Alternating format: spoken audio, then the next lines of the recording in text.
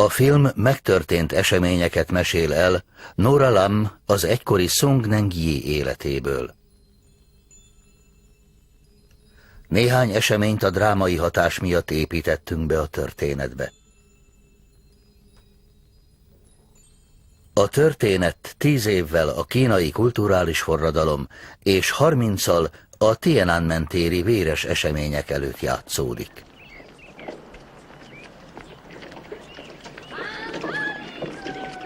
Shanghai, 1941. decembere.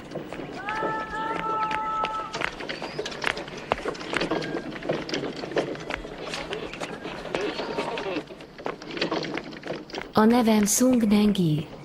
Ez az én történetem. Talán nem hiszik el, de én átéltem minden pillanatát. Megjött végre! És még többet is.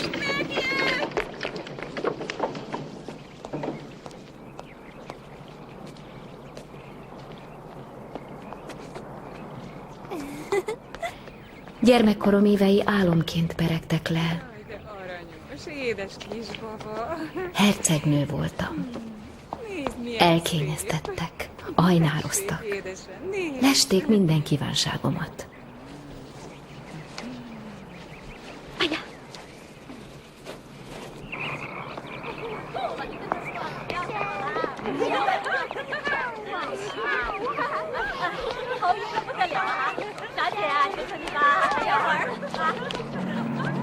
Mikor a japánok lerohanták Shanghait, felfedezték különbejáratú birodalmamat.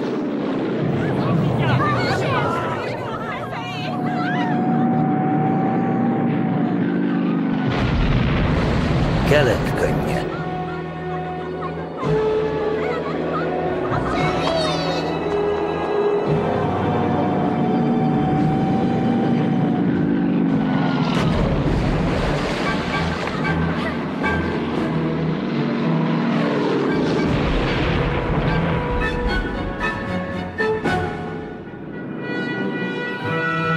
Julia Nixon Saul, Götz Anna. Russell Wang, Crespo Rodrigo. További magyar hangok: Csénémet Lajos, Besenyei Emma, Kállói Molnár Péter, Kisfalvi Krisztina, Bókai Mária, Simonyi Piroska, Dögei Éva.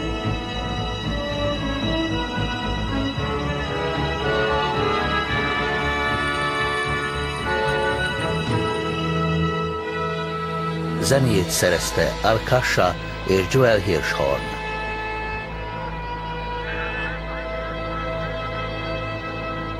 Fényképezte David Worth.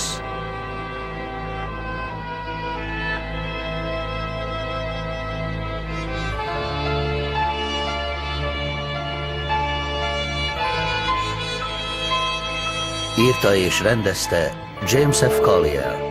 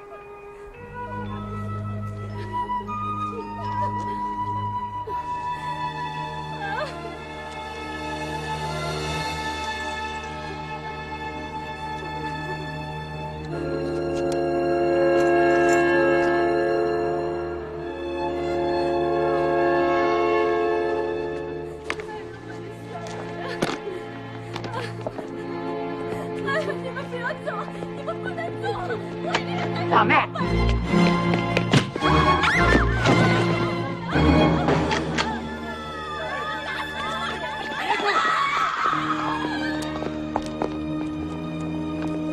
A háború megfosztott gyermekkoromtól. Sodródtam, mint falevél a szélben.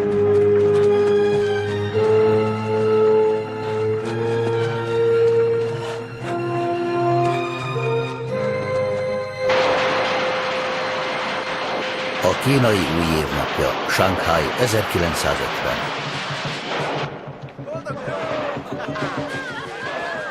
A kínai időszámítás szerint 1950 a tigris éve volt.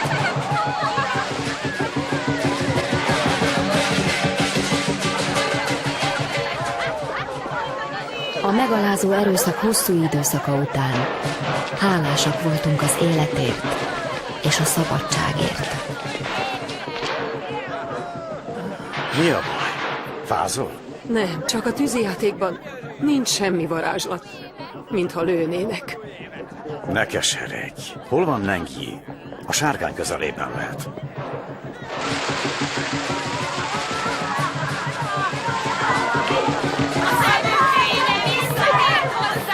Ez a tábla Kína jövőbe vetett reményét jelentette.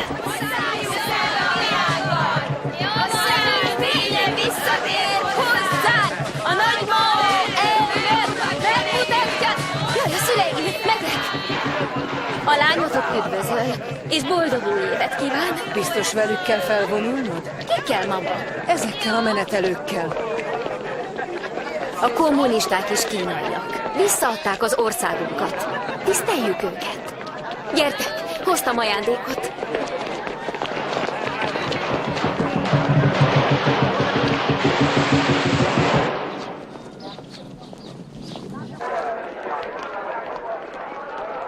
Szucsó Egyetem. Gyakoroltál ma önkritikát? Persze, nyilvánosan. Ma nem jutott eszembe semmi igazán jó.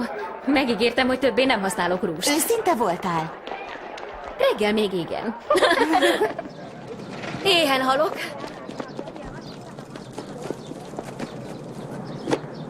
Úgy hallottam, a kommunisták bezártak minden üzletet a Jucsó negyedben. A bordélyokat? És mi lesz a sok táncos nővel? Nyilván át fogják képezni őket. Nem a szellemi képességeikért szerették őket.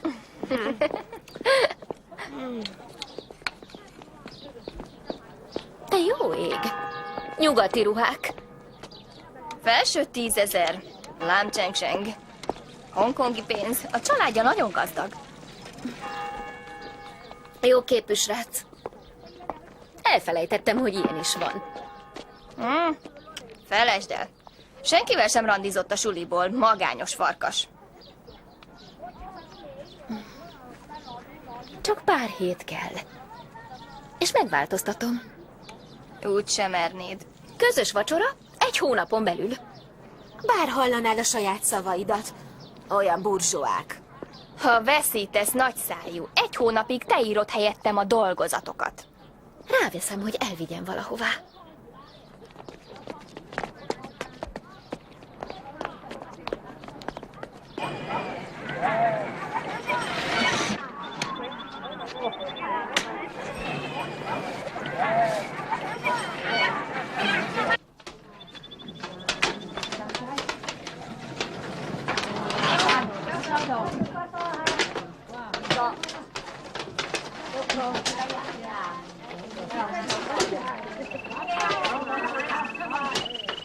Anyai kötelességek.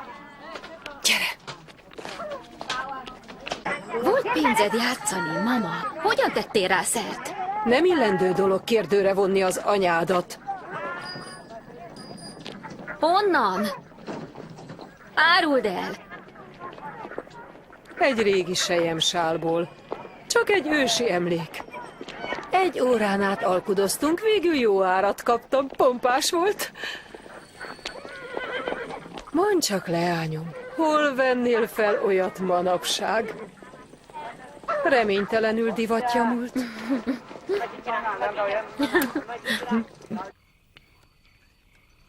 El kellett volna mennünk.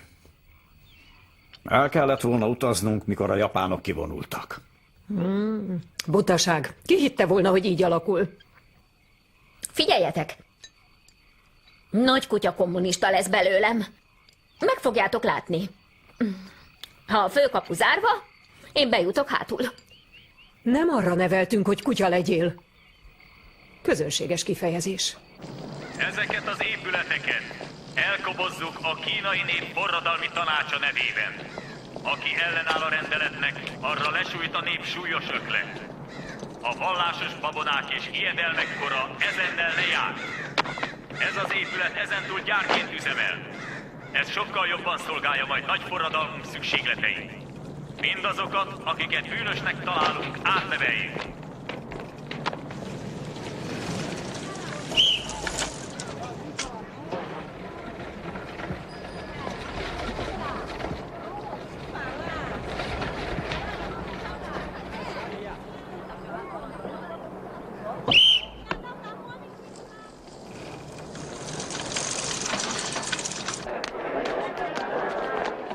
Hé!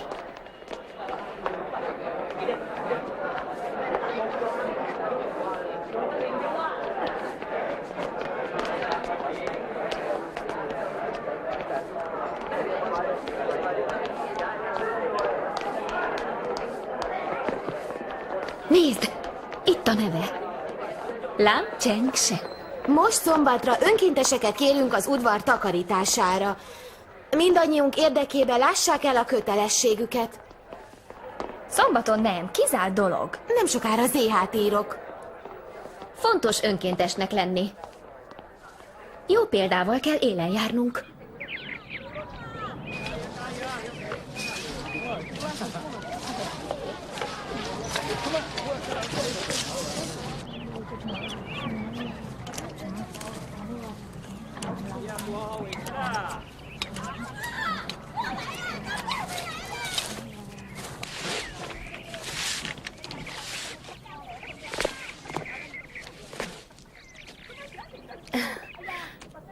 Bocsáss meg! Ne segítsek? Elláttam a feladatomat. Nem kösz, mindjárt végzek.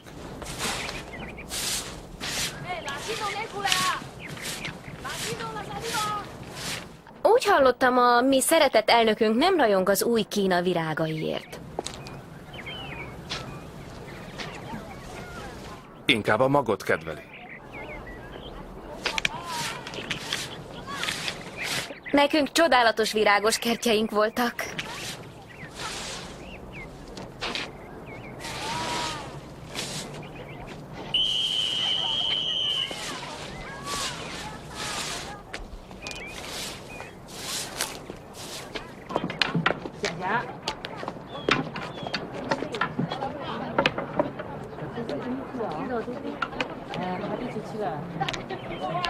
Véletlenül levágtam.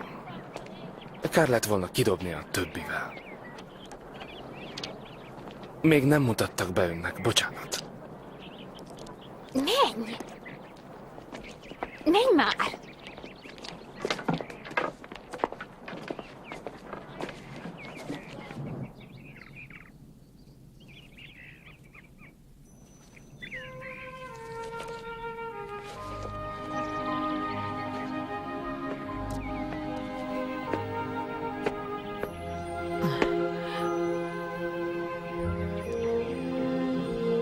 Mi az?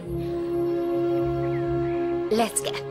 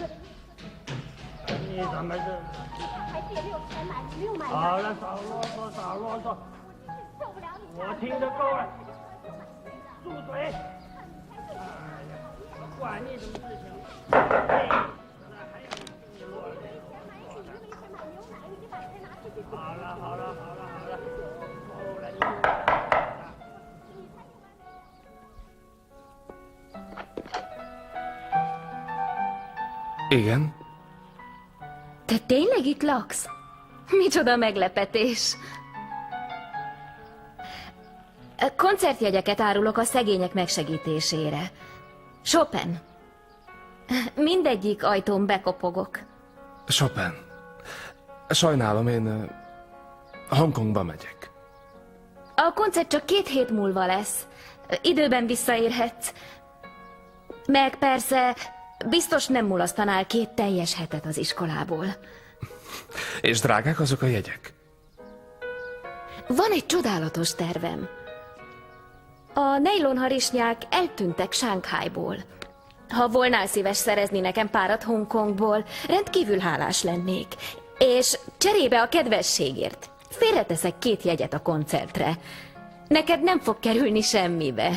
Ennyi biztosan elég. Szóval vegyek neked nejlonharisnyát? Csak ha nem jelent gondot neked, teljesen leköteleznél vele.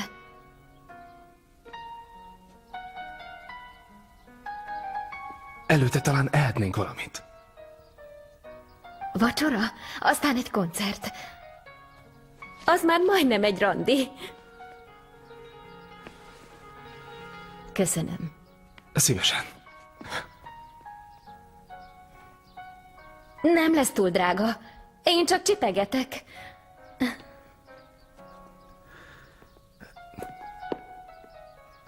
Hé! Mindig ilyen sok pénzzel szaladgálsz.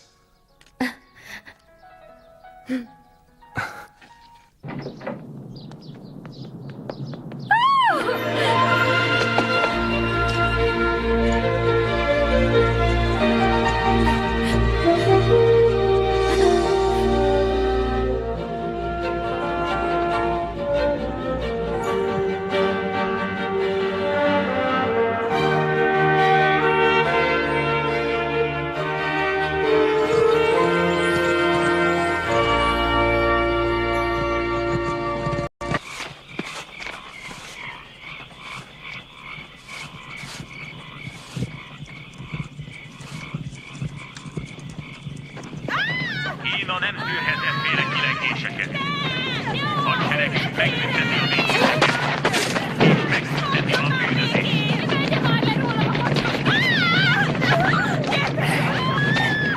Valami verdes a pulóvere alatt, mint egy kis madár. Szent állat! Hagyjál békén! Mi folyik itt? A lány szökni próbált.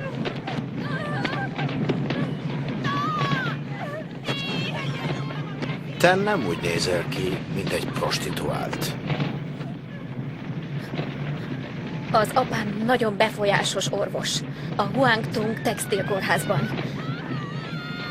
És ma nem érkezett haza vacsorára. Az emberei feltartottak engem, hadnagy. Miközben hozzá igyekeztem, hogy kiderítsem, mi tartja vissza.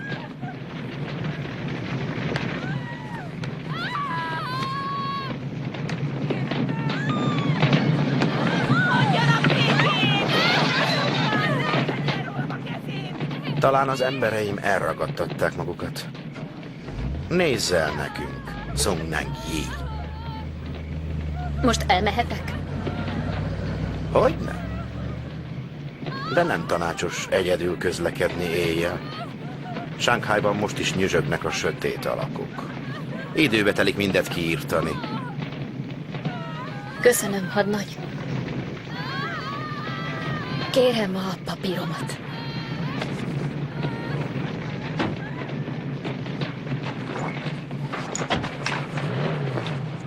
Kérjék szeretett elnökünk Mao bocsánatát. Különben szemétre kerülnek, mint javíthatatlan elemek.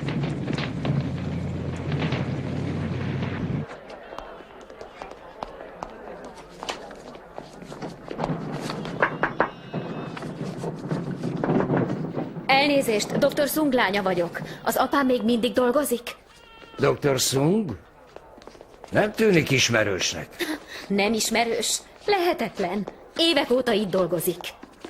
Ebben a kórházban már rengeteg az új orvos. Miért érdekli magát az a Dr.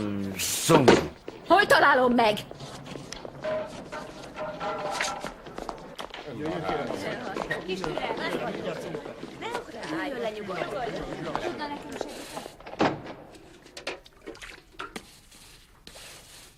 Papa!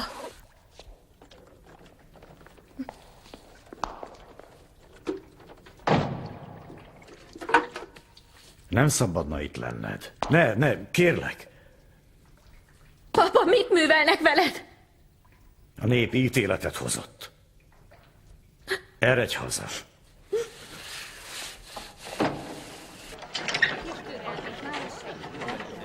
Dr. Sung egy tiszta ember, egy hazafi, szereti a hazáját. Ne, hallgasson már! Csak át vele Dr. Sungnak.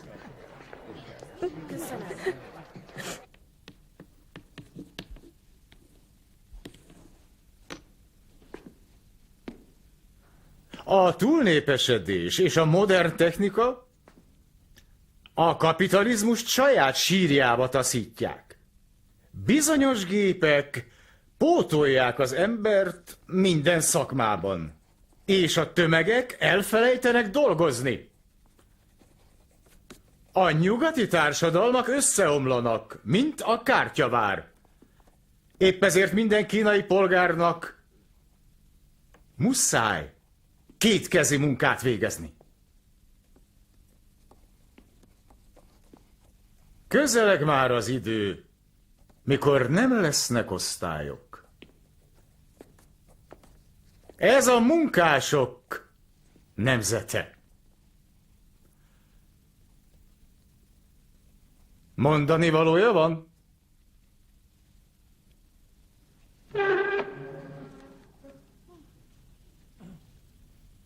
Elnézést, uram! Milyen előkészületek történtek az ártatlanok jogainak védelmére? Akiket eddig is, és ezután is igazságtalanul vádolnak. Mao elnök már többször is elmondta, a forradalom nem fáklyás menet.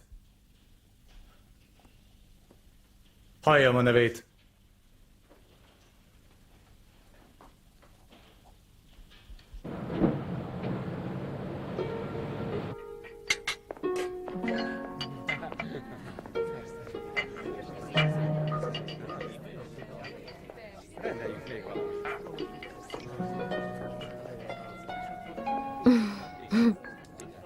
Mesélj a szüleidről.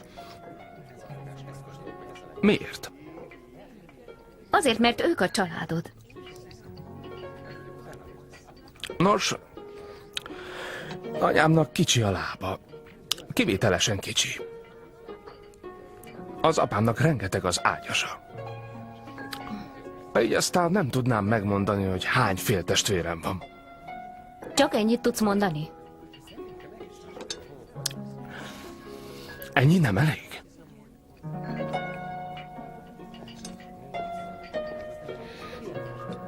Szerintem falak mögé zárod az életed. Pszichológia szakos lettél?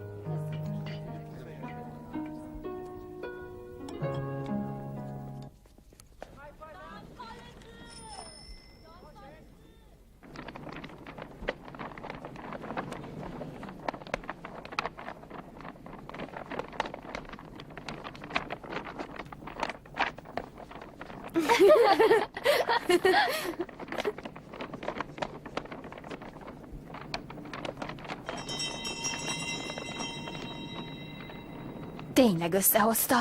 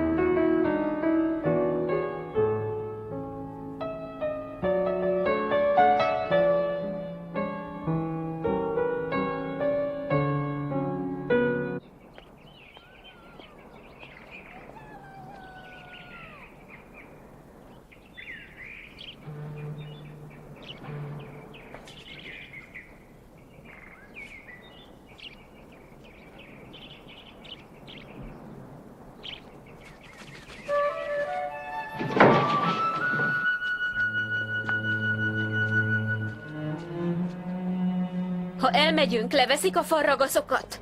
A maga apja nagy összeget sikkasztott a kórházból. Bűnt követett el a nép ellen. A vétkeket meg kell torolni. Hazugságot is ki lehet nyomtatni. Szemtanúk vannak rá. Egyértelmű a helyzete. De hát Dr. Sung nem vallott be semmit. Mengi, most már hagyd abba!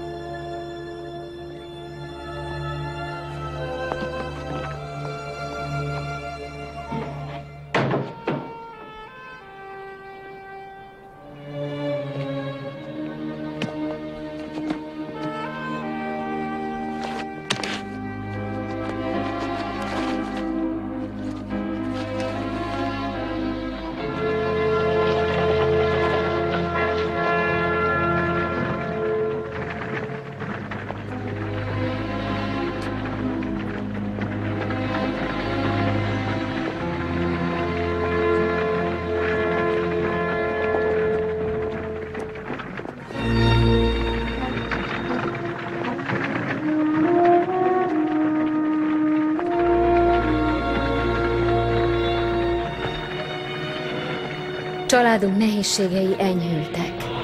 Én meg diplomát szereztem a Szucsó Egyetemen.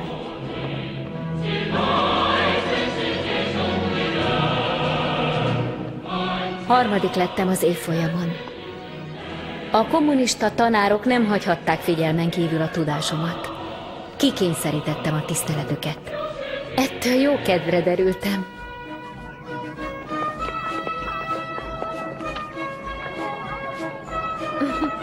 A lányom mondta, hogy sokat segített a tanulmányaimban. Nem szorult a segítségemre. Találkoztam az édesanyjával a háború előtt, a francia klubban. Lehetséges. Anyám imádott kártyázni. Ó, bár oda mehetnénk most is ünnepelni. Minek? Szellemekkel szeretnél étkezni? Nos, ha csak szellemek jönnek el, egy vasat se kérnek az ételért, nem, de bár?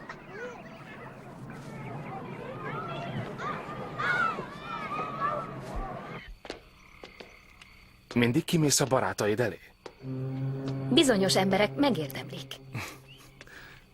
Miért mondtad a szüleidnek, hogy segítettem neked? Hogy minél jobban kedveljenek. De mi az oka? Nem mennénk inkább be? A falnak is füle van. Én társbérletben lakom.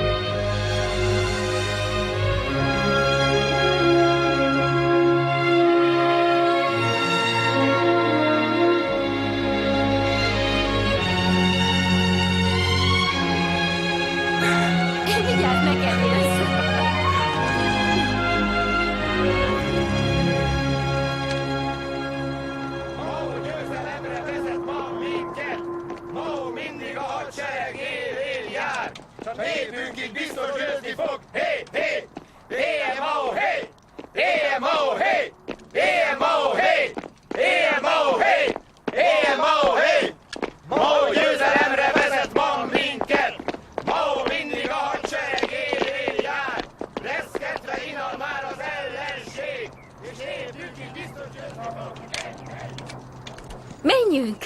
A régi házunk nincs messze innen. A nevelőnő annak idején ellenőrzött sétákat tett velem ezen az úton. Kedd délután és péntek reggel. Soha se hagytuk ki. Ellenőrzött séta? Az mi? Shirleyvel ültünk a kocsiban. A nevelőnő meghúzta. Shirley. Az meg ki? Egy nagyjából velem egykorú amerikai filmcsillag.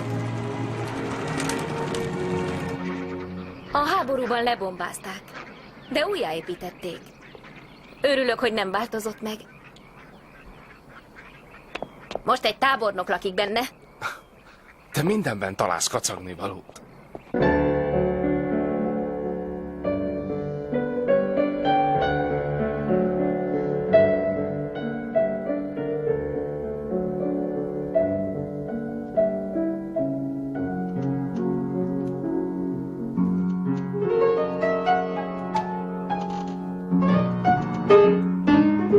Bugi-bugi.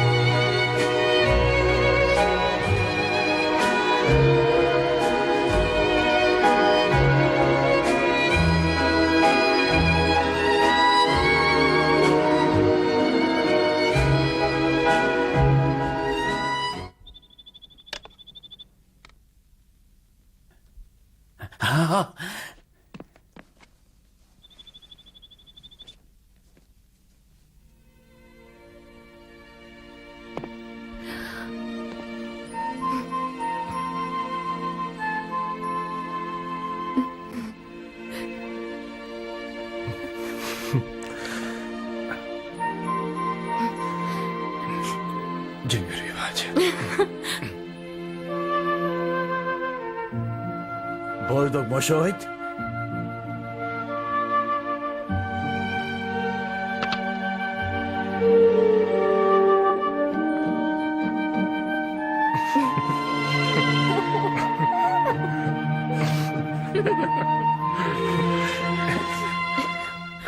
A csók az új Kínában nem csupán rossz ízlésre val, de egészségtelen is. Ezt írtam a reggel az újság. Nem azon múlik, hogy kik csókolóznak. Ráfeküdtem egy kőre. Az nem egy kő, hanem tojás. Pontosabban 2 tucat. Állítólag szerencsét hoz nekünk. De miért piros? A termékenység színe. Már megtették, amit lehetett. Megfőzzük reggelire. Nengi, ígérj meg valamit. Akármit.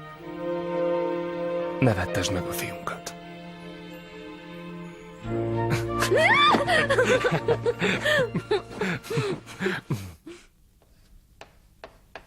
Engem úgy hívnak, hogy Lam Nengyi. Lehetőséget kaptam, hogy 2 tantárgyat okítsak. Történelmet és politikatudományt. Azért választották ki önöket, hogy tanuljanak, mert mind kiváló katonák. A kormány most lehetőséget nyújt önöknek, hogy közben kiváló tudósok is legyenek. Ez egy gyorsított kurzus. 6 év anyagát sűrítjük be 3-ba.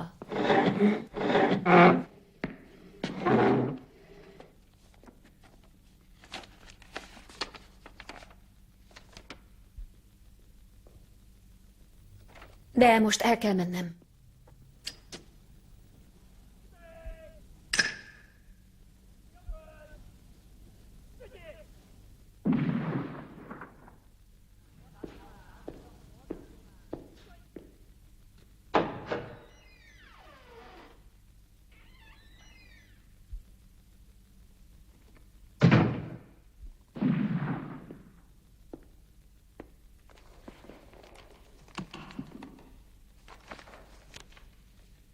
Az elnök előírja, hogy minden tanárt át kell világítani.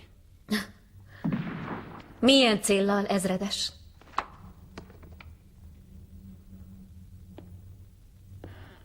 Miért maradt a családja itt, Shanghaiban, mikor az összes rokonuk távozott a vagyonával? Amikor a tőzsde végleg összeomlott, és az összes pénzt japán jenre váltották át. Menekültek lettünk a saját hazánkban. Apám akkor se hagyta el Kínát. Kaphatnék egy kis vizet?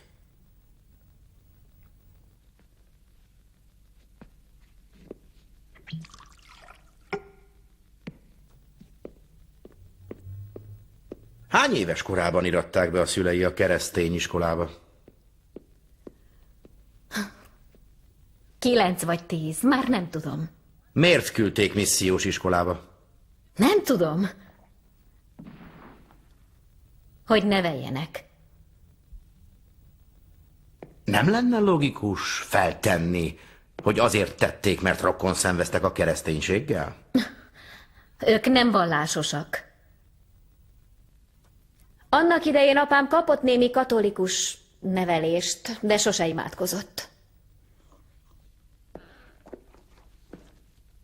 Majd a háború után maga bellakó iskolába került.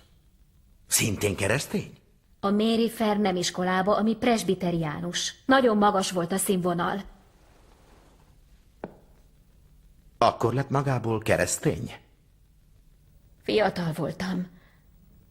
Befolyásolható, nem érti? Előfordulhat az ilyesmi. Miért érintik kellemetlenül a kérdéseim? A babám nem érzi itt jól magát. Hozzáment egy hongkongihoz! Nejlóharisnyát kapott! Becsempészte Kínába! Köszönöm. A csempészés nagyon súlyos vád. Alaposan ki kell vizsgálni. Először írja le az életét a Mary Fernem iskolában. Idézzen fel minden eseményt a presbiteriánus korszakból. Az összes papírt vissza kell adnia. Azt is, amit elrontott.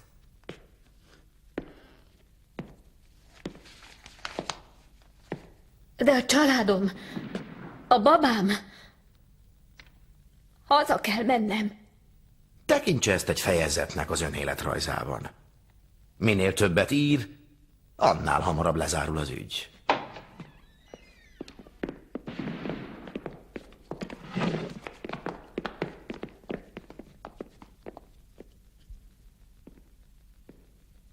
Kínában a családi név határozza meg az embert.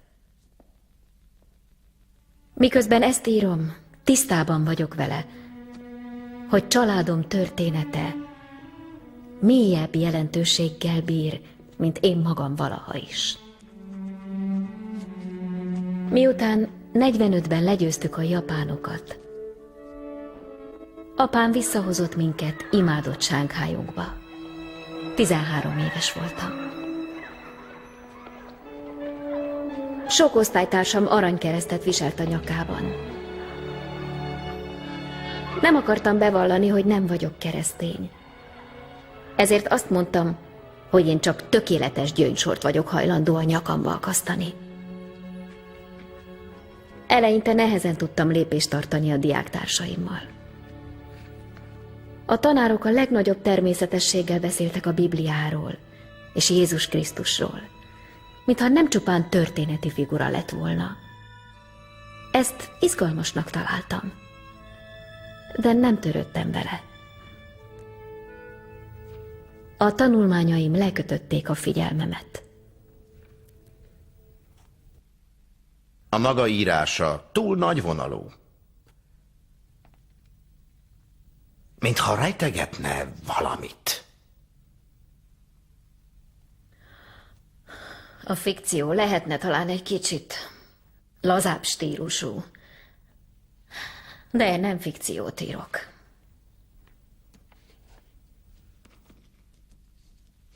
Mivel az önkritika és a vallomás az első lépések a szociális reformok felé, megpróbálom elmagyarázni, miért vonzódtam a kereszténységhez abban a befolyásolható korban. Úgy kezdődött, mintha egy apró magot ültettek volna el a lelkemben. Távol voltam a szüleimtől, és magamra maradtam. Élő Isten, hallasz engem? Kérlek, segíts, hogy a barátod lehessek.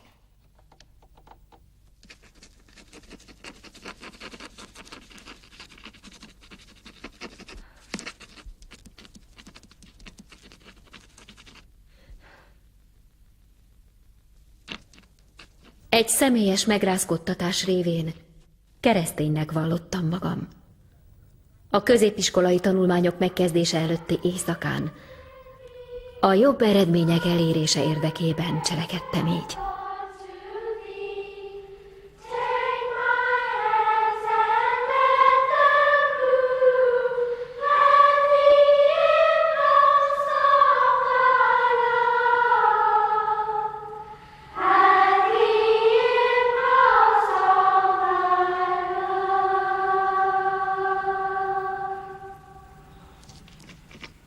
Mire 16 éves lettem, a keresztény Istent elfelejtettem.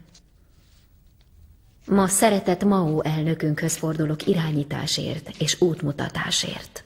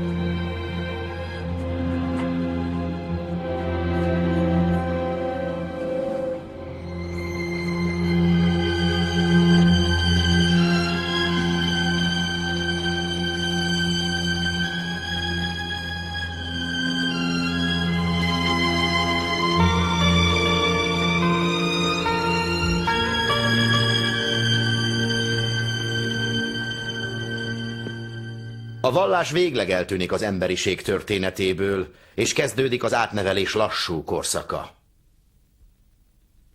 Régi ideológiák és a múlt kulturális szokásai nem írthatók ki egy nemzedék alatt. A tiszta kommunizmus kora a jövő jutalma lesz. És akkor nagyjá tesszük Kínát.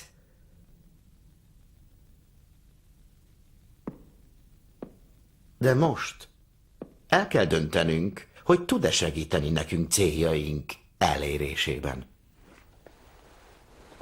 Muszáj tisztességtelennek lenniük. Talán le kéne írnia újra, részletesebben.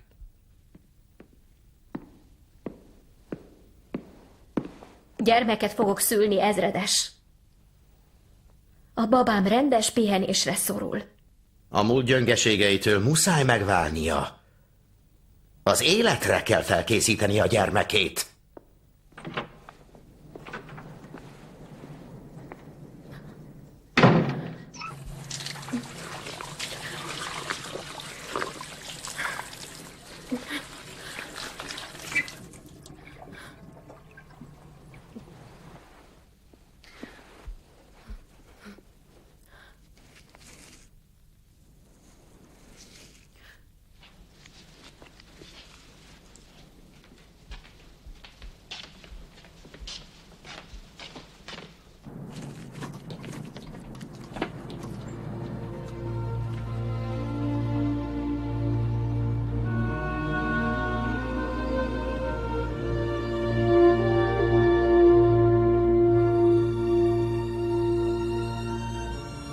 Gyerekkoromban beszéltem hozzád. Emlékszel a nevemre?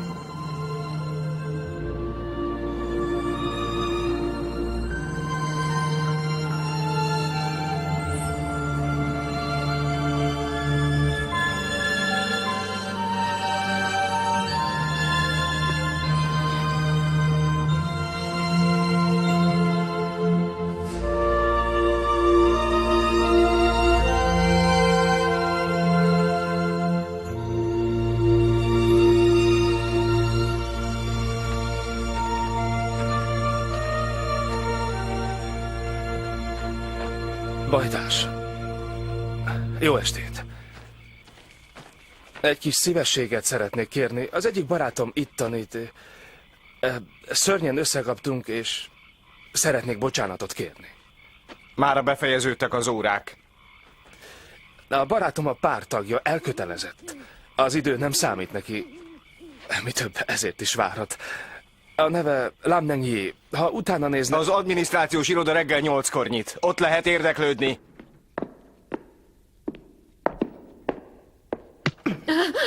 Ilyen sokáig alszik? Igen jellemző az eltúnyult kapitalistákra. A forradalmi tömeg már órák óta dolgozik. Az ezredes nincs itt? Fontosabb kötelezettségei akadtak. Kérem, nem adnának egy kis vizet? Csak egy pohár vizet. Tanuljon még több önfegyelmet. Nekem már nincs mit bevallanom. Mi majd segítünk emlékezni. Csi!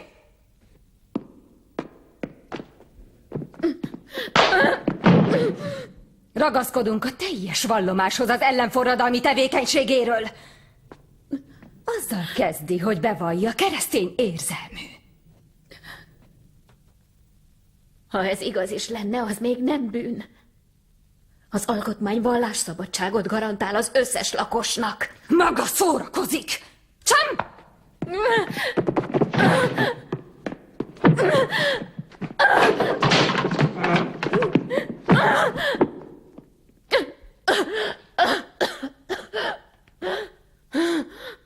Volt képe elfogadni egy megtisztelő tanári állást, miközben hazudik nekünk. Az volt a szándéka, hogy megmérgezi bátor katonáink lelkét dekadens hitével? Ez teljes képtelenség. Emelje föl! Miért ment hozzá egy hongkongi férfihoz, aki nem lépett be a pártba? Mert beleszerettem. Na hát, a szerelem csak burzsóá csökevény, aminek nem lesz helye az osztály nélküli társadalomban. Osztály nélküli társadalomról beszél. Mégis ki akarja taszítani azokat, akiknek a múltja kivételezettebb volt, mint az öné. Az én múltam, miről beszél, szajha?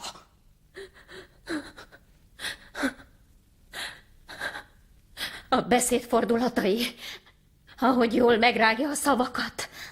Esetleg Észak-Kínában megszokottak, de itt nem. Most elárulta magát. Nekünk közös tálból kellene ennünk a rist. Igennel vagy nemmel fog felelni a kérdésemre. Ön tehát keresztény?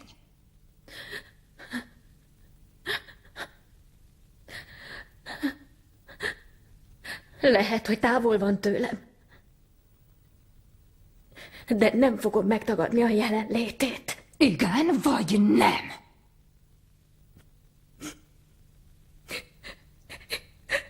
Igen. Nem! Nem! Nem! Bajtás, ha talán lennél szíves utána nézni, hogy hol lehet. Már 3 napja nem jött haza. Te érted a gondomat? Látnom kell. Gyönge és eszelős vagy, ha egy nő leigázhat téged. Inkább a kötelességeiddel foglalkozz. Mit művelnek? Hallgasson!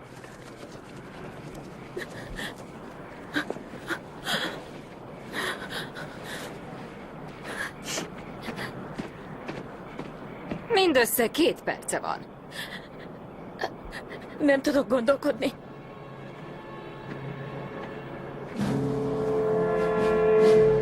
Mi atyák, ki vagy a mennyekben, szenteltessék meg a te neved.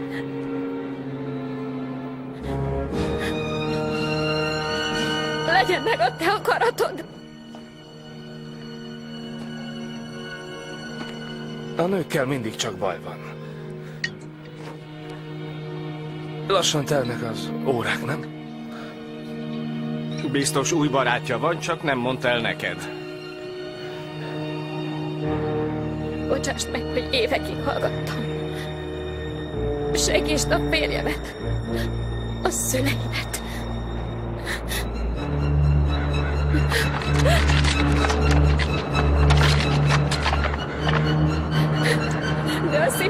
apámért vérzik.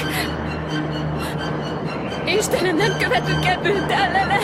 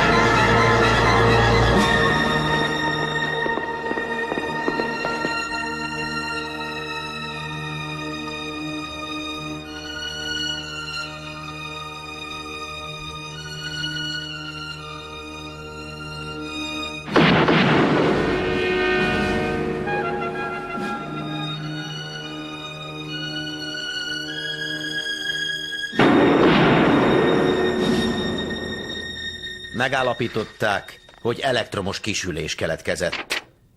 A vihar miatt.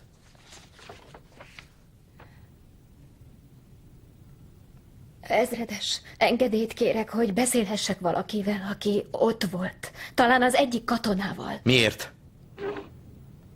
Mi oka van rá? Én megkérdezném. Hogy láttak-e egy mennybéli villámot? Magyarázat kell. A szavak értéktelenek. Miért hozna létre egy csodát a keresztény Isten önért, ha maga úgysem hisz benne?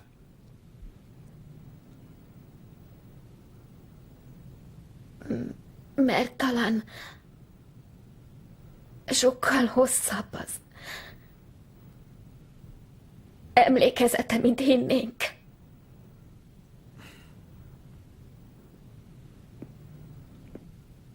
A tanári állásából elbocsátották. Nagyon sajnálom. Megbántam a vallomásomat.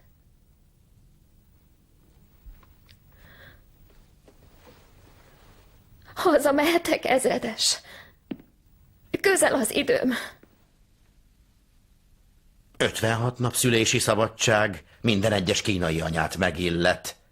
De előbb fordítson figyelmet az önéletrajza újabb fejezetére. Ezúttal a férjéről készít feljegyzést.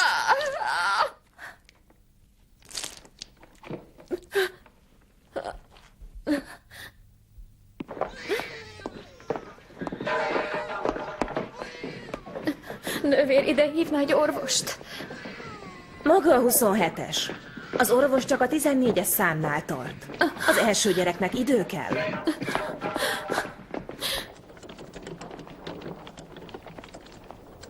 Emlékszel, mikor kicsi voltam? Azt mondtad, én leszek az első, aki a holdra lép. Mert már senki nem emlékszik majd a másodikra. Hol van Chengsen? Miért nincs itt velem? Már mondtam, bent tartják az udvaron. Néha 11 után is. Mama, hallgass ide. Minden eddigi történet közül ezt az egyet nem vonom kétségbe. Isten megígérte nekünk, hogy kijuthatunk Kínából. Nem tudom hogyan, de ígéretet tett rá, hogy mind szabadok lehetünk. Hát persze, drágám. Nagyon világosan beszélt. Ez nem álom volt.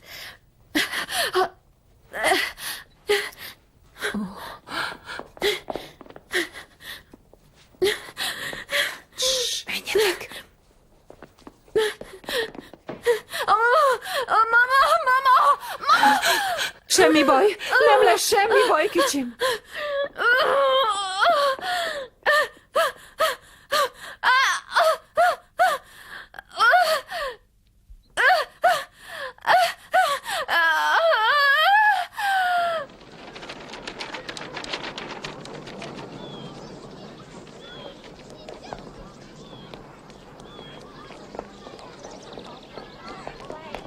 Csinman lásson virágokat és zöld füvet. Emlékezni fog rá? Igen. Tessék.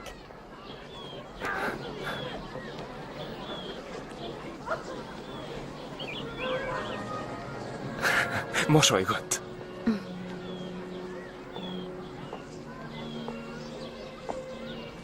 Kérdezhetek valami fontosat?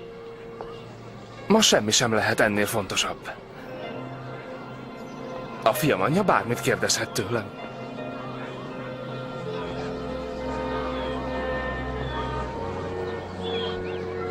Még mindig hiszel Istenben? Furcsa az eszed járása. Isten.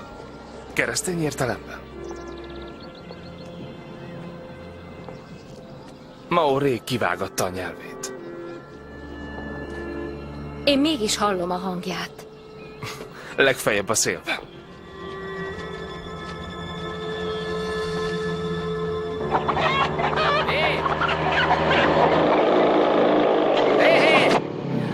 Annyira aranyos, tökéletesen formált fülecskék és csodálatosan pisze orrocska. Lamsung Nengi. Gyere a nagyihoz. Mi történt? Csak 6 napom van. Visszahívnak. Tejet kell kerítenem.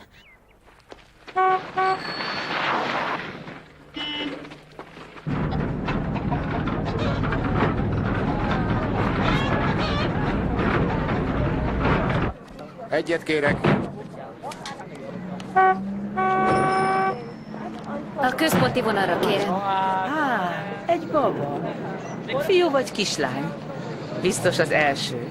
Mennyi idős? Fiú. És igen, az első 7 hetes. És már is el akarja választani?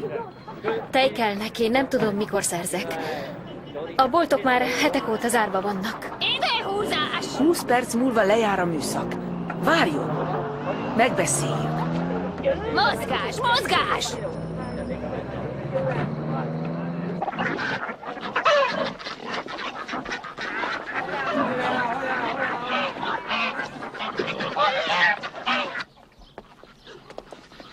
Piacnapokon jövünk össze. Senkit sem érdekel.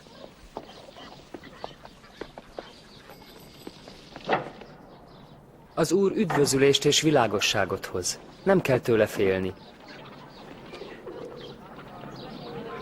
Az Úr erőt ad nekem. Félnem kellene tőle? A Biblia azt mondja nekünk, hogy a fényből születtünk. Mi látjuk és halljuk, amit a szánk nem tud elmondani.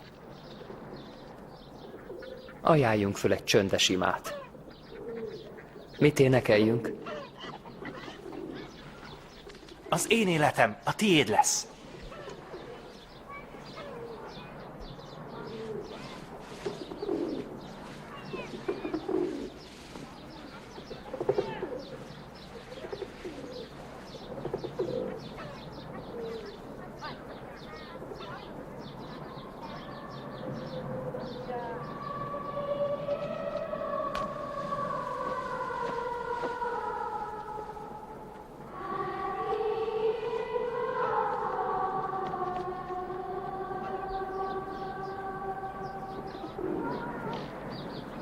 Ezt a nővért folyton zaklatják a hatóságok.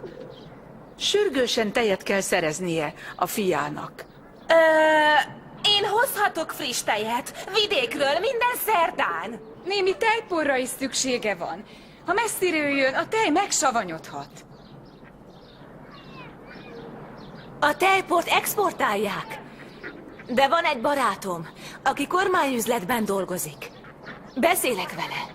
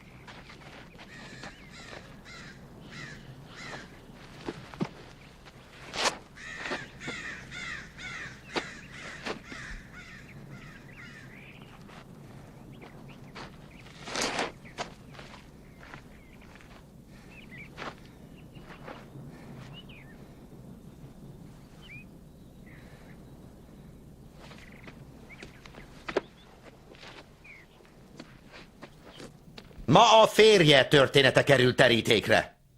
Bocsásson meg, de nem ismerem a személyes történetét. Idézzen fel minden egyes beszélgetést a találkozások óta. Ami elsősorban érdekel, az a havonta átutalt összeg, ami Hongkongból érkezik. Csekély összeg. A családjától. Különben hogy maradhatnánk életben?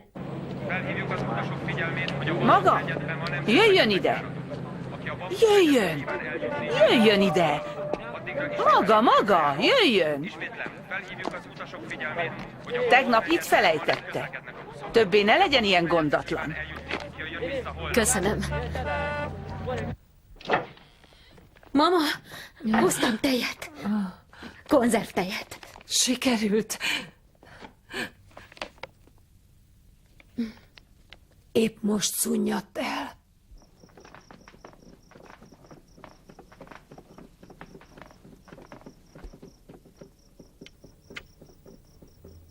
Hiányzik az érintésed. Úgy mérem a perceket, amikor velem vagy, akár egy vekker. Nem lesz gyerekkora. Cheng-Shen, van egy tervem. Ne árulj el nekem semmit! Elkopozták a boltunkat. Muszáj meghúznunk magunkat, hogy túléljük!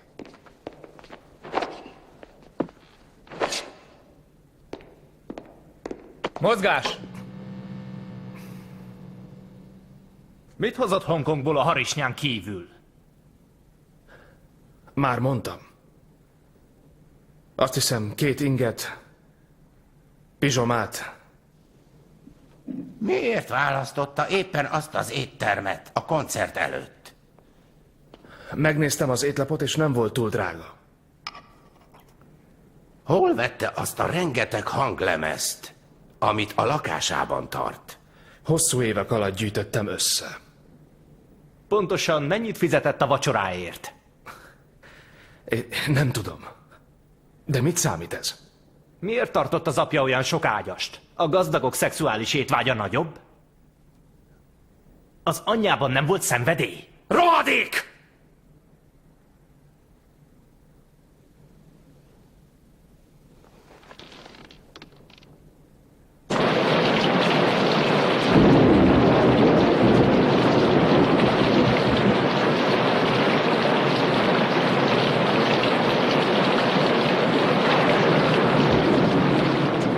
Cheng-Shen!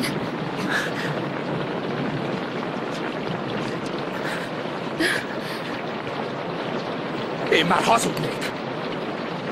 De nem tudom, hogy miről hazudjak. Mit tettek ezek veled?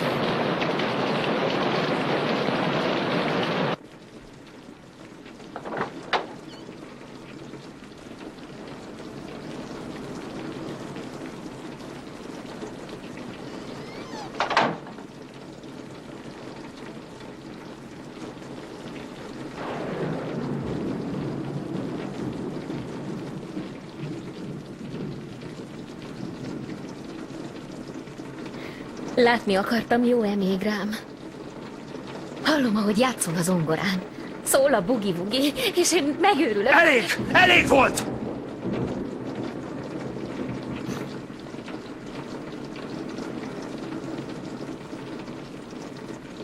Hogy találtunk egymásra? Az első perctől kezdve tudtam, hogy az enyém vagy.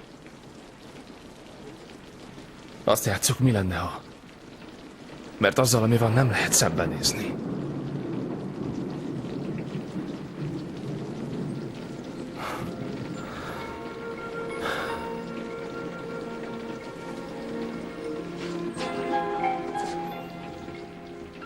Ma eljött a kísértés. Add meg, amit kérnek. És hadd győzzenek. Hadd veszítsek végre. Hogy vége legyen.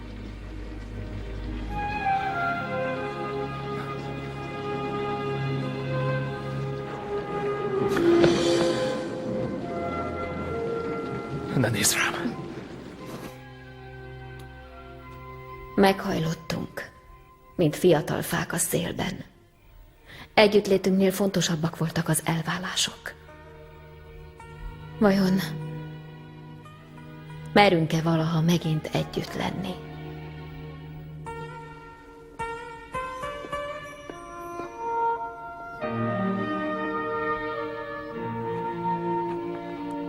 Tudom, hogy értékeled az őszinteséget. Cheng-Shent elragadta a kétségbeesés.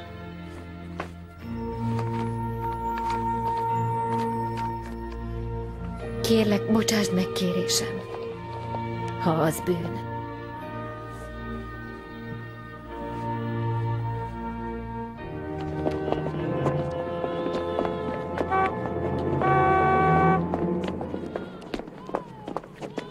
Szerdán lesz piacnap. Mindig el akarok menni. A zöldség a termőföldekről jön. Ott vásárol?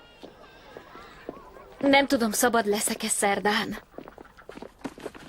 Elküldeni ezt nekem? Hongkongba. A jegyem.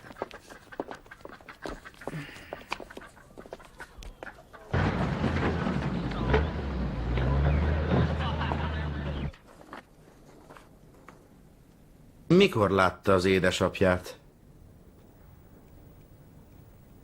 Az apámat kihajították a klinikáról. Pár hónapja. Nem tudom a pontos dátumot. Dr. Sungot megfertőzte a nátha. Megfigyelés céljából kórházba szállították. Talán meglátogathatná. Ezredes, én hálás lennék az engedélyért.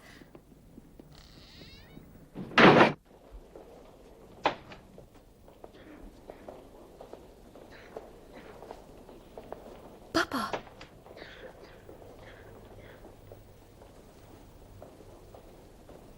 Látod, nagy kutyának tekintenek. Külön szoba egy náthás betegnek. Az anyád? Aggódik, érted? Egy percre sem téveszti szem előtt Csingmánt. Ígérd meg, Nengi. Ígérd meg, hogy vigyázol rá. Talán végül majd hazaengednek. Csak egy megfázás, papa. Mindig is gyönyörű álmokkal voltál megáldva. Inkább a fiam, mint a lányom voltál. Papa. Gyógyszert próbálnak ki rajtam, ami súlyos vérzést okozhat.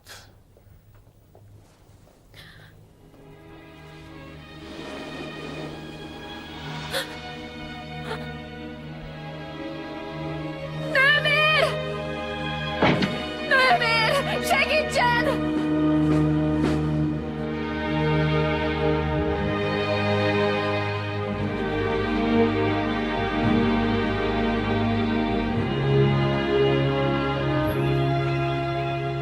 A leányunk Csingvei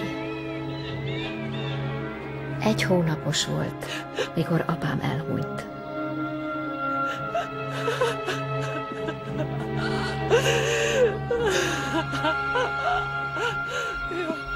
Emberölést követtek el, de nem előre megfontolt szándékkal.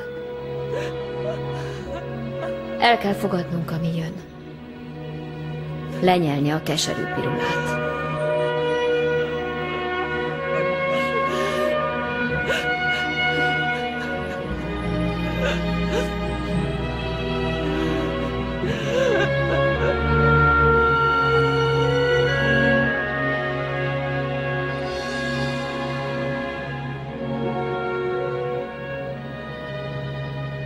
Istenem,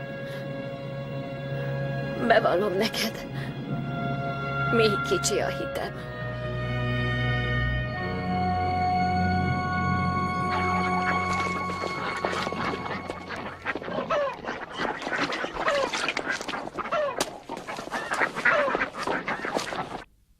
Nem mindenki menekülhet éppen a lángok elől. Néhányan megégnek, hogy mi tökéletesebbek és tisztábbak legyünk az Úr előtt.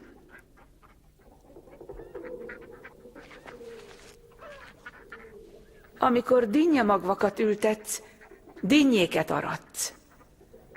Amikor babmagokat ültetsz, babot aratsz. Amikor elülteted a hit magvait, megtalálod Istent.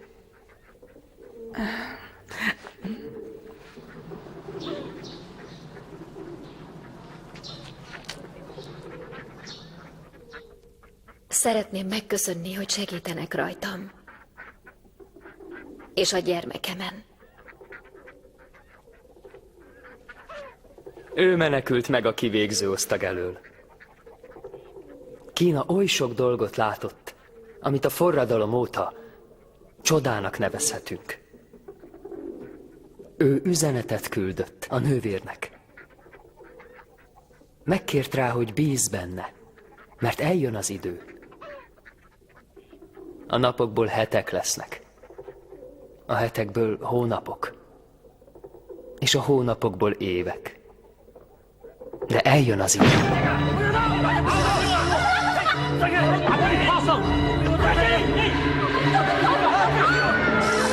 Ne féljetek! Ne féljetek!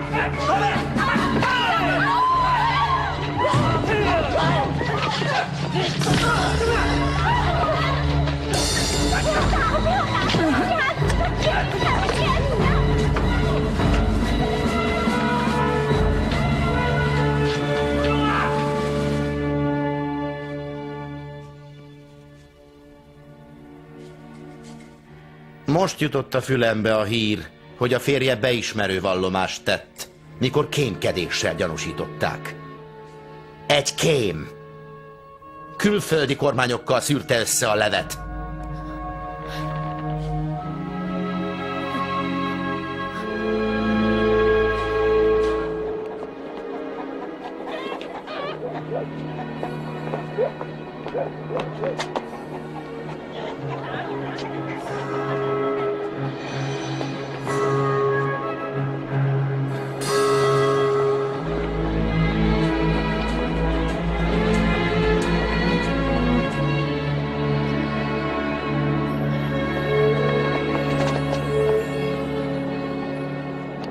Azt mondták, mindent bevallottál. Hogy én kém vagyok. Nem. Hogy elárultam a hazámat. Hazugság! Hazugság! És hogy nagyon meggyőző voltál. Hazugság!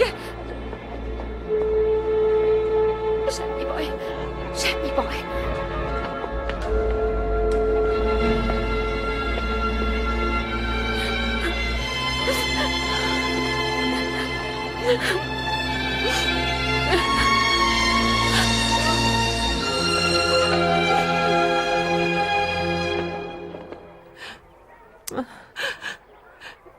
Ez lehetetlen. Most ne! Ez a valóság, mama. A valóság mindig lehetséges. Elmegyek Sektongtinghez. Veszek egy nagyobb adag ginzenget. Te pedig elmégy a fürdőbe, és beülsz egy kát forró vízbe. A füvek ideje már lejárt, mama. Ez már a 2. hónap. Ó, és ma reggel levelet kaptam Hongkongból. Hová tetted? Oda. Miért nem szóltál? Mert a szívem verése is megállt. Nincs semmi baj. Jó. Az apósom a halálán van. Még egyszer látni szeretné a fiát. Az anyósom elküldte a hivatalos orvosi igazolást. Tisztelettel kérek a férjem számára 30 napos eltávozást, hogy meglátogathassa a haldokló apját.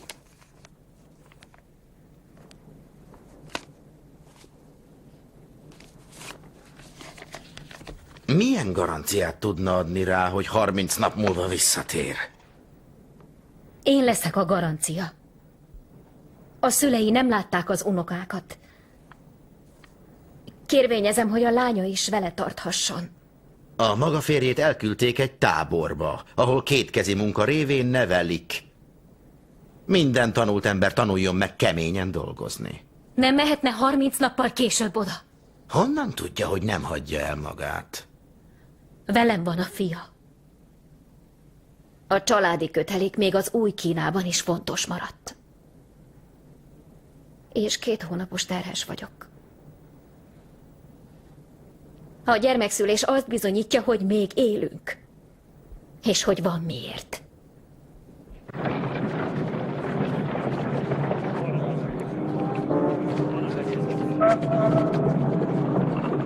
Ne álmodozz folyton. Sose engednek ki.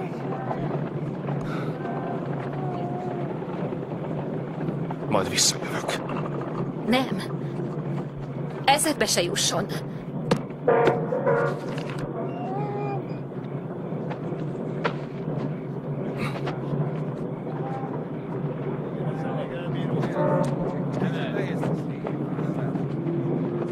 Talán nem látlak többé a 20-as éveimben.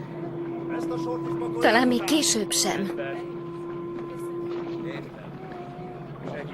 De kérlek, várj rám. Még ha 40 is leszek. Mama mindig azt mondja, hogy az is csodás korszak. Bízzunk benne.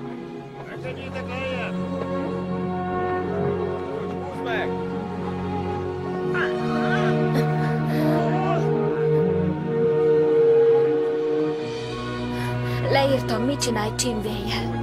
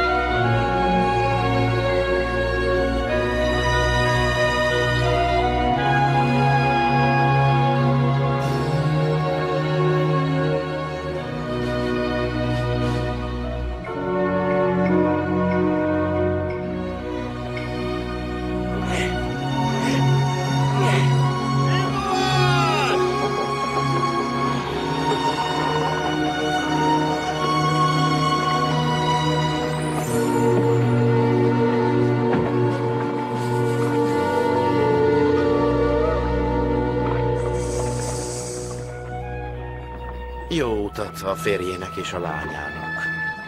Aki Hongkongba próbál szökni, minimum 10 évnyi börtönnel bűnhődik.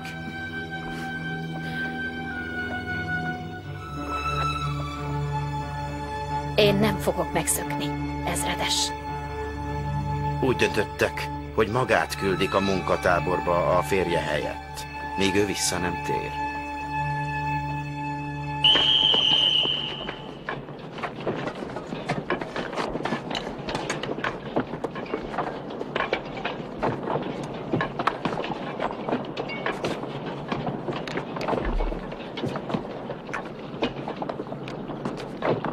Úgy hallom, te is tanár voltál.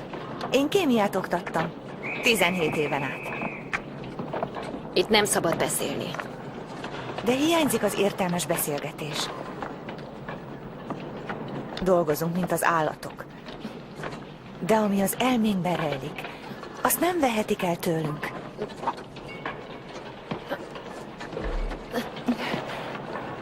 Ne segíts nekem!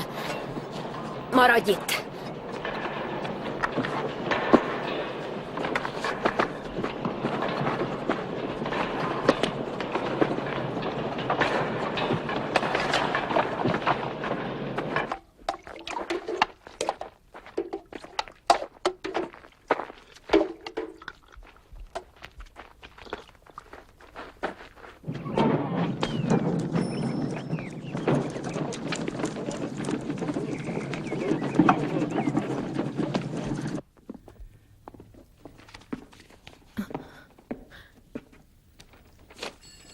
Eltávozási engedélyt kérek. Hongkongi rokonokat látogatnék meg a szülési szabadság ideje alatt. A kérése hónapokat késett. A maga gyereke már ülni fog, mielőtt a kérvényre pecsétet nyomnak a hivatalos szervek. De legalább kitölthetem a megfelelő űrlapot? Kitölteni egyszerű. Az eljárás bonyolult.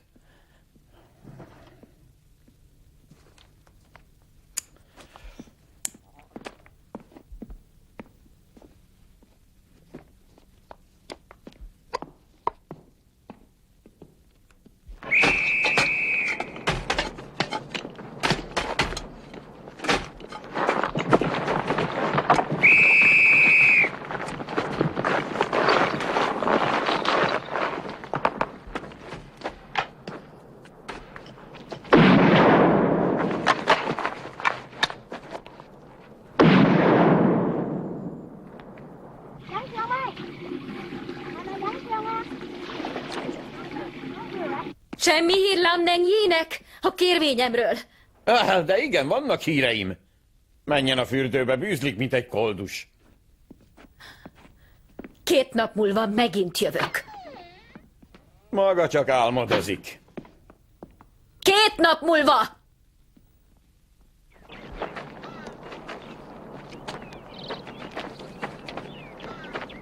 Lam Neng Yi, irány a gyengélkedő.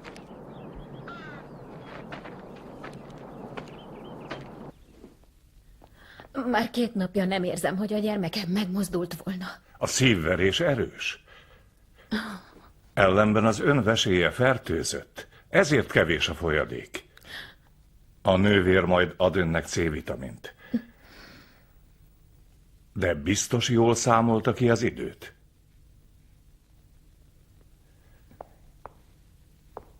Kilencedik hónap?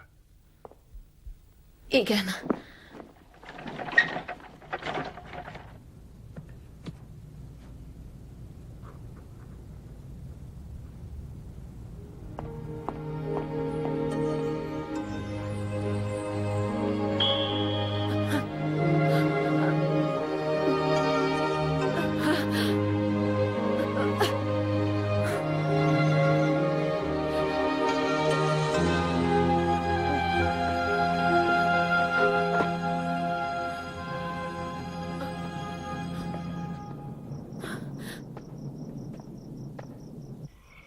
A baba nem Kínában fog megszületni.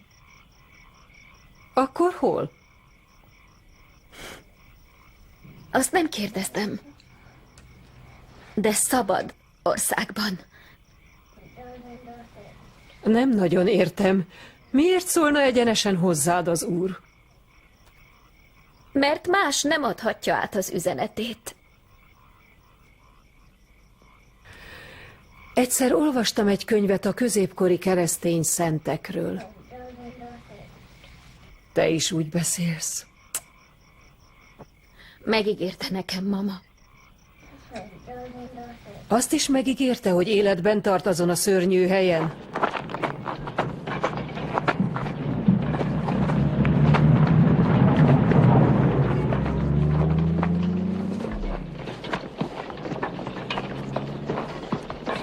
A vén tehén már lassú. Ez a terhes nő se bírja már sokáig.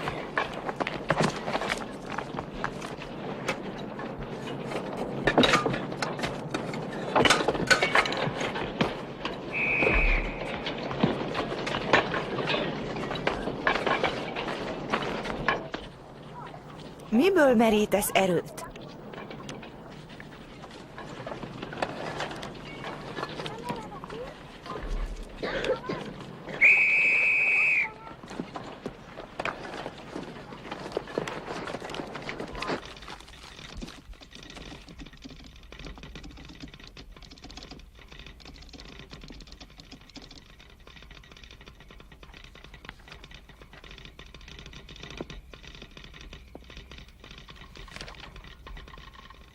Azt állítják, hogy a kommunisták szabaddá tették Kínát. Hongkongba akarok menni a haldokló apósomhoz, de maguk nem engednek. A 66 napos szülési szabadságom idején mennék, így nem ütközne az átnevelő tábori munkámmal. Nincs rá okuk, hogy megtagadják tőlem a kiutazási engedélyt. Kérem, nézzék meg, mi történt a többi hivatalban a kérvényem kapcsán. Ez több mint 21 szó, rosszul számolt. Ez nagyon sokba kerülne. Minden szó nagyon fontos. Kifizetem. Kinek akarja elküldeni? A kiváló Mao Zedongnak, Zhou Enlai külügyminiszter helyettesnek és a pekingi főrendőrnek, a nevét nem tudom. El akar küldeni 3 táviratot Pekingbe? Egyenként 51 szóval? Van rá elég pénzem. Hadd számoljam meg újra. Megint maga? Ne kérdezzen, tűnjön el! Miért van az, hogy Shanghaiban senki se hajlandó válaszolni? Fel kell mennem legfelülre! Oda megy, ahová csak akar. De jó messzire innen. Panaszt fogok tenni! Te ott! Az a terhes! Állj! Vissza! Vissza!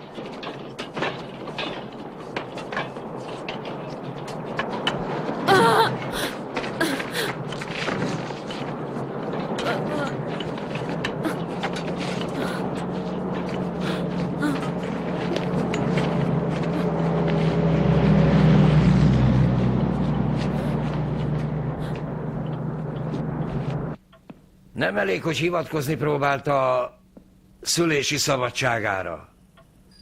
66 nap alatt körbe is járhatja az egész világot. Akkor visszaérek Sánkhájba, a százados. Rimánkodik, mint egy koldus, mi? Pekingből 2-szer hívtak a kérvénye miatt. Súlyos kritika érte a hivatalomat. Maga miatt bizalmat vesztettem.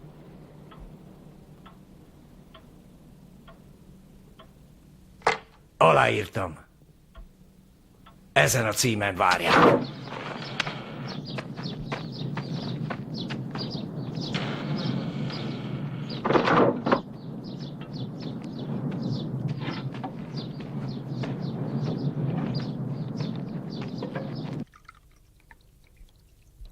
Épp teázni készültem. Kérem, üljön le. Jöjjön.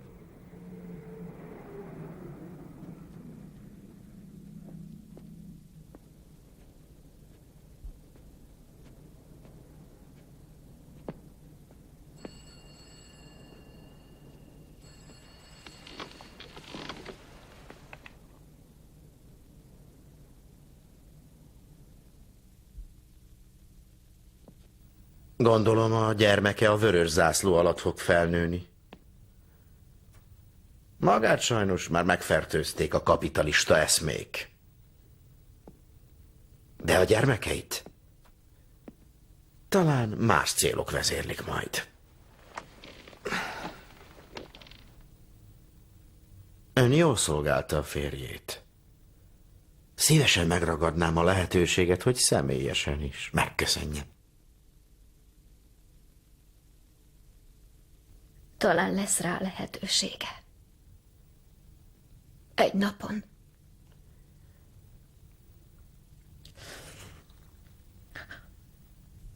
A vezetőség engedélyezte a kiutazását. De nyilvánvaló, hogy maga nem tér vissza Kínába.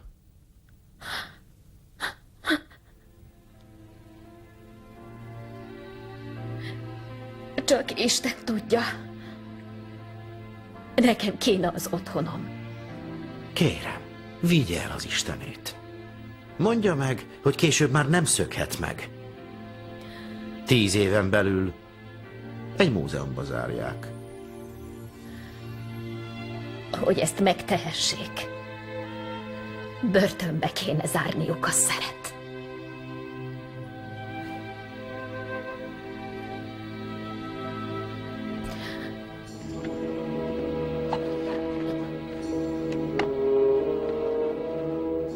Jó utat!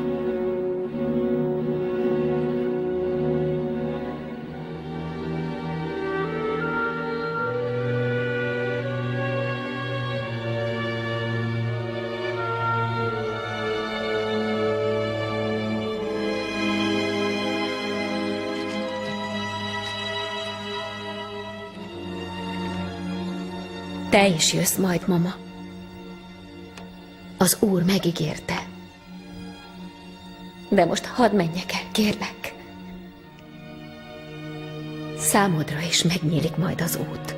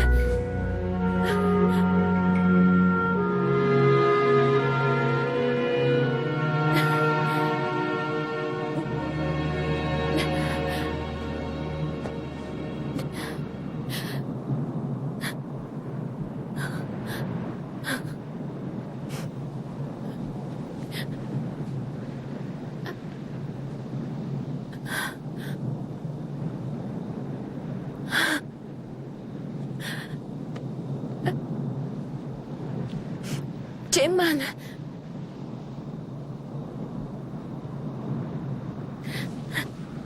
Nézd!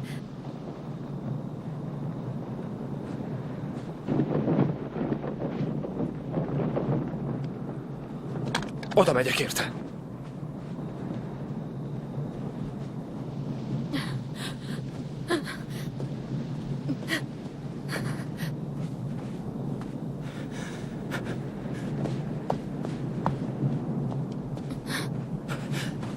Nengi!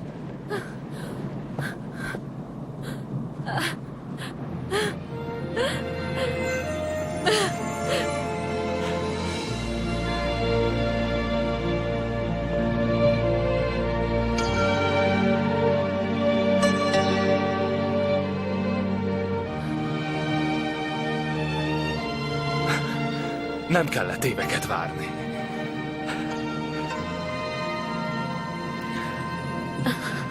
Ne nézz ránk. Szégyellem magam.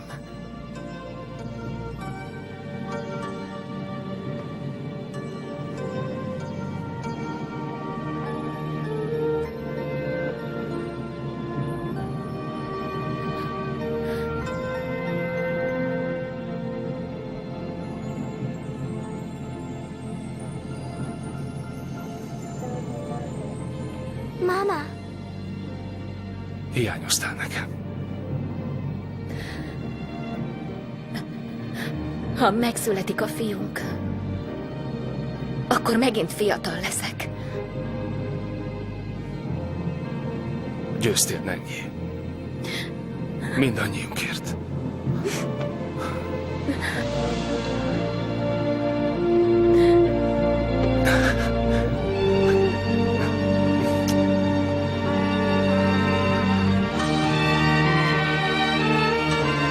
Nengi fia 1958. augusztus 20-án jött a világra.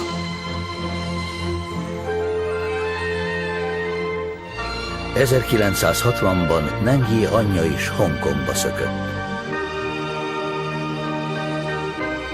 Az ígéret valóra vált. Eljött az a nap.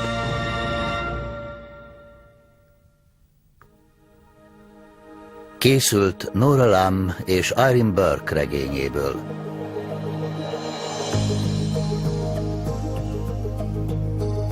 Magyar szöveg Szojka László, hangmérnök Hollósi Péter, vágó Baja Gábor, gyártásvezető Derzsi Kovács Éva, szinkronrendező Árvai Zsuzsa.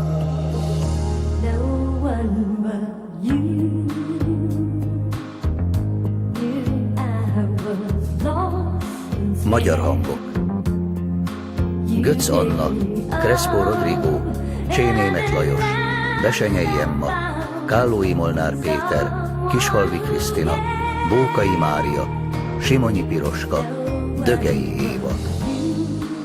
A szinkront a Masterfilm Digitál készítette.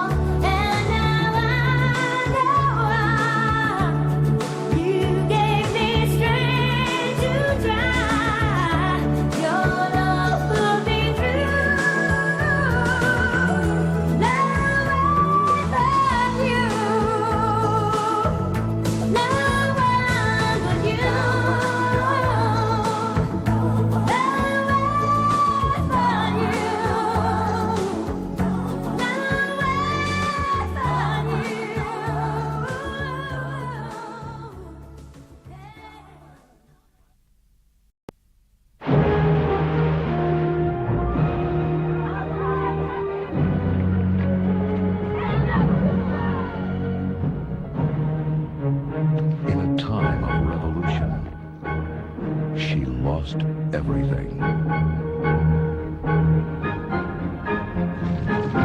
In an era of desperation, she found love.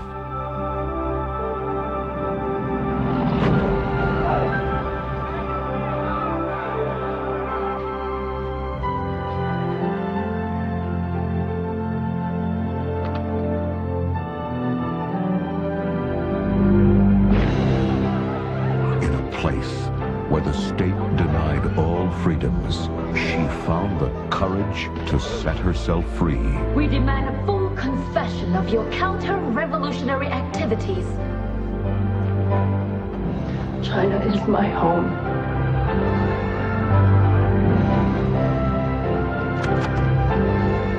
Take your God with you. Tell him it is his last chance to escape. But I have his promise. He spoke very clearly. Within a decade, he'll be locked away in the museum. To do that, you would have to imprison the wind. An epic struggle and the triumph of the human spirit. China Cry. We will be free. A true story.